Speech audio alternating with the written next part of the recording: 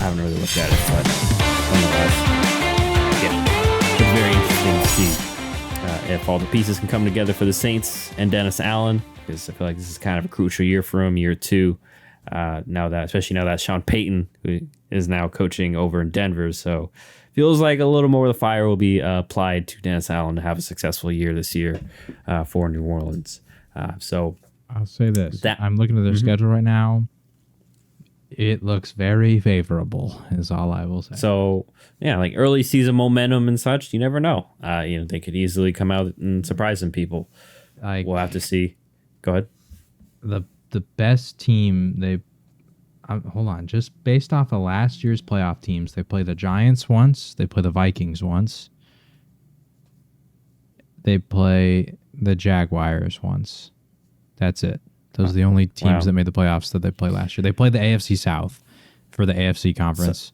So we just talked about, we're like, man, should be a relatively weak conference or division, excuse me. Yeah, and then they play the NFC North. So your division, and I will say relatively weak also. Yeah, which I mean, I'll be honest. Like the Viking, like the Saints, they could all four of those matchups could be interesting matchups for the Saints, but yeah, I mean, like I said, only 3 teams that made the playoffs last year are on their docket, and one's the biggest frauds. The other one was the team who narrowly beat the biggest frauds, and then the Jaguars. So yeah, I would say the Jaguars are the only ones where I might say, okay. I mean, I haven't looked at the roster, but I mean, looking at that schedule, it looks like the Jaguars are the best team they're going to play. So I was about to say, and then that's like the only one out of like even like the Giants, maybe, but yeah. So it seems like a lot of these they're not going to be outclassed in a lot of these games. Yeah. Is basically what we're trying to say, as opposed to maybe Jaguars. Okay, that's probably the one where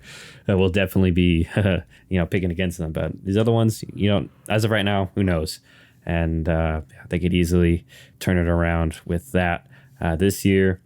So we'll see what happens with the Saints and New Orleans and Derek Carr, of course. Now let's go over to the last but not least, Atlanta Falcons. They also went 7-10 last year. In regards to losses, let go quarterback Marcus Mariota, also wide receiver Olamide Zaccheaus, and as well as linebacker Rashawn Evans. And then addition-wise, they also they did bring in quarterback Taylor Heineke, kind of stabilize that quarterback room. Now it's Desmond Ritter's probably the starter, as well as wide receiver Mac Hollins from the Raiders. On the defensive side of the ball, they did bring in defensive lineman Calais Campbell, defensive tackles Eddie Goldman and David Onyemata. They took a chance on edge rusher Bud Dupree, and also grabbed linebacker Lorenzo Carter, cornerback Mike Hughes, but probably the biggest signing for them was safety Jesse Bates III from the Bengals. And then in the draft, obviously you're playing fantasy, they grabbed running back Bijan Robinson in round 1, pick 8. And then in the second round went and grabbed a tackle in Matthew Bergeron out of Syracuse in round 2, and then went edge rusher Zach Harrison from Ohio State in round 3. So, John, this is a Falcons team. If I remember correctly, they were actually leading the division for a good portion, I think, of last season. Wheels kind of came off. But nonetheless, they kind of pushing their chips in on Ritter this year. What are your thoughts on the Falcons and their roster? I like what the Falcons are doing. I still have major questions about Desmond Ridder. I was not high on him coming out of the draft. I think I had him 4th or 5th in my QB list. Maybe 5th. I think it was 5th. But I think we both had him 5th. If you had him 5th, then I think I had him 4th. I think we had him and Sam Howell flipped. I might be wrong, though. Yes. I remember that's like our only difference. Yeah, they were both 4 or 5, and they were flipped. But anyway, so I don't know where I put him, but I wasn't super high on him coming out of the draft. That said, I don't think he could be as bad as Marcus Mariota last year. For anyone who's talking about Kyle Pitts in fantasy, and people are calling him a bust and all that stuff already, like Kyle Pitts had the highest uncatchable target percentage in the entire NFL. And so if Ridder can just throw 60% of his targets, at least be catchable, then we could see an improvement, at least in the Kyle Pitts department. And so I'm really excited for this offense. You get Bijan because this team was the most run-heavy team in the NFL last year. So you add him to that lineup, and you still have Tyler Algier and Cordell Patterson. So your running back room is pretty dynamic. So you can still run the ball a lot. But then Ritter should, or Heineke, I don't actually know. I think Ritter's the starting quarterback as of right now, but I don't know if they've named a starter yet. But then Ritter should be somewhat of an improvement over Mariota. I don't know how much. But then Drake London and Kyle Pitts getting another year for both of them to develop. That could be really exciting. You have a really strong offensive line. So I don't know. The Falcons offense could be cooking. The thing I worry about is their defense. But when you look at that defense, there's some pretty strong bright spots, notably that secondary. You got A.J. Terrell, who didn't have the same dominant season he did as the year before, but he's certainly still a really strong corner. Then you got Jesse Bates, who everybody's aware of, really strong safety. Add in Richie Grant, who was another safety I was very high on when they drafted him a couple of years ago. You add in Jeff Okudah, who had a solid season last year for Detroit, assuming he can stay healthy right now, because I think he's dealing with an injury.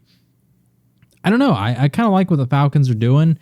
I feel like they could be the surprise team in this division. That, who knows? Maybe the young guys kind of show out, and maybe Desmond Ridder surprises some people, and they could really, make something happen. So I don't know. I'm a fan of the Falcons offseason so far. The one thing I will say is I don't love taking a running back in the top 10 because me, I don't like taking running backs in the first round whatsoever. I like Bijan a lot. I think he's an absolute stud, but I do think that when you get a running back like him, your contender window starts now because running backs, they got it like a 6-year span, really. That's kind of what we're seeing all these running backs do. And when you're going to give one as many touches, you're going to get Bijan. This is kind of you gotta start taking things seriously. You gotta start winning if you're trying to win with him on the roster. Because in about 6-7 seasons, just look at Zeke, look at Dalvin Cook, look at a lot of these guys who are not with their teams that they were drafted with anymore. So. Yeah, that's the only thing I'll say about Bijan. Just timeline-wise, I don't think that he really matches up with their timeline as of yet. But if Desmond Ridder can be the quarterback that maybe the team believes he can be, then I could be wrong on that because I think this team will go as far as Desmond Ridder can take them, to be honest.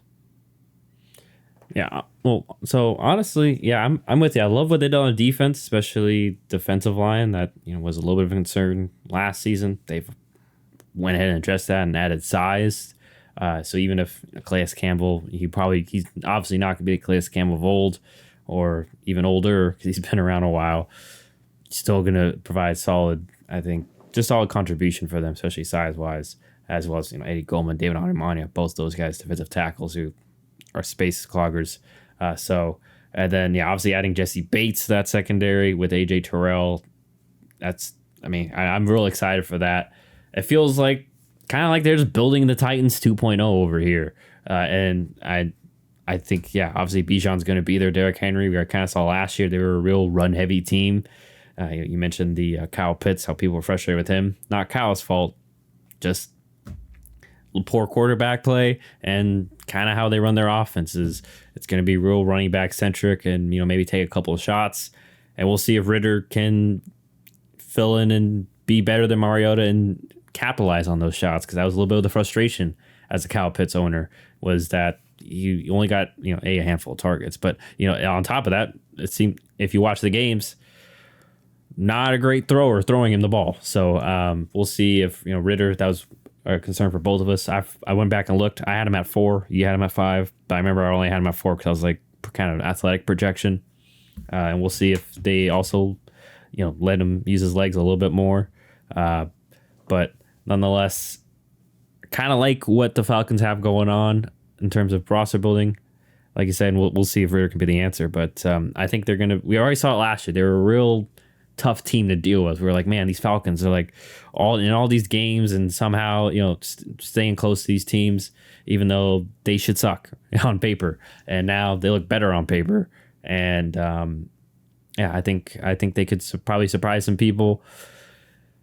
And I wouldn't be shocked they were in the playoff conversation this year, but I think 7-10 they improve from personally. So I'll have to once again take a look at their schedule and want to see all the pieces fall in place. It's also very easy. Because playing the same divisions. So. Yeah, the unfortunate part for them is that thing where they play one other division in the AFC, but like each team plays one of the teams based on where they finished.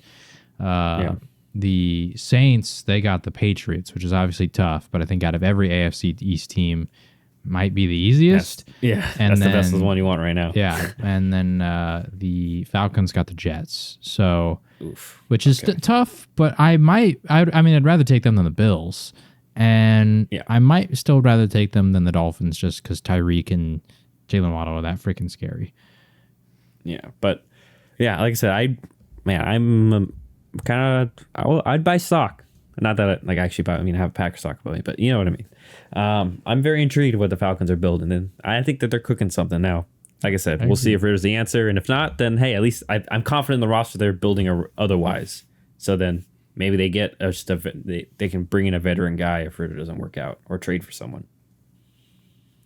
But if that is all, that is the NFC South, and that's it for our team overviews. We officially done them all, so if you missed it, check a previous podcast episode, or if you're watching on YouTube, there's a video for each team, so you can go check that out.